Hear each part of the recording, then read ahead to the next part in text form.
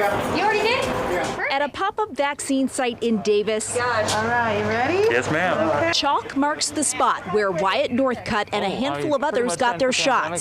So right as I heard they were dishing them out, I couldn't wait. So I'm very excited. The feeling among people visited by healthcare workers, relief that they didn't need to go to a mass vaccination site. And I think it would help a lot of people if they made it that easy for everybody. Ease of vaccine accessibility, a goal of Yolo County as it takes doses into the community and is now allowing people to get shots at its larger clinics, even if they don't have an appointment. Our goal is to try and make it as easy as possible, and if we have a clinic and it's the right clinic, we're encouraging people to come in and get their second dose. Important since nationally, health officials say 8% of Americans aren't returning to clinics for their second doses. We've been seeing that in Yolo County, and we've been trying to figure out what we can do about that to prevent that. Sacramento County witnessing that trend as well. About 15% of individuals who got either the Pfizer or Moderna did not get their second dose by the 6-week period. Some of the reasons cited by local health leaders,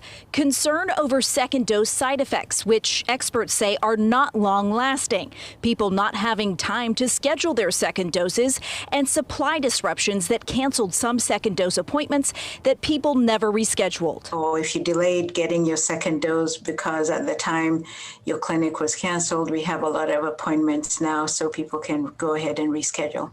There's reason the Moderna and Pfizer vaccines require 2 doses. That in order to get the full protection, you need to get the 2 doses. Some people might think that 1 dose is better than none, which is true, but I think 2 is even better. And with supplies now meeting demand, health leaders say it's easier now than in previous weeks to get that second dose.